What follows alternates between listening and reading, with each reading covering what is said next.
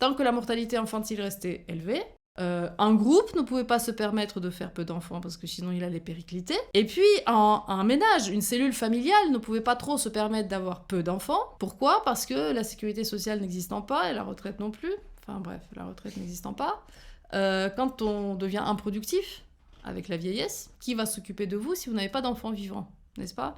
Donc pour espérer survivre un peu plus longtemps que la force de ses bras, il fallait absolument avoir des enfants vivants. C'était vraiment un enjeu pour les gens d'avoir quelqu'un qui va les nourrir.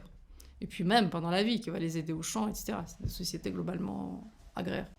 Et donc si vous avez un enfant sur 2 qui n'arrive pas à l'âge adulte, comme je l'ai dit tout à l'heure, vous ne pouvez pas en avoir que 2, parce que 2, pas possible. 4, c'est très périlleux, parce que la statistique, c'est la statistique, mais ça peut être 4 pour vous. Hein. Donc mieux vaut miser sur 6, 7, 8. Là, on commence à avoir une certaine sécurité. Et puis 10, là, on peut considérer qu'on est bien paré. Et quand la mortalité infantile baisse, donc quand les enfants qui naissent deviennent des enfants qui probablement vont vivre, ou très certainement vont vivre, sauf accident, sauf malheur particulier, et bien là, oui, là, on peut décider d'en faire peu. On peut vraiment s'approprier le célèbre slogan féministe, un enfant si je veux, quand je veux, quand je veux. C'est-à-dire que je peux décider de le produire après 30 ans. Si un enfant sur 2 meurt, c'est très périlleux de le faire après 30 ans parce que la fenêtre se réduit.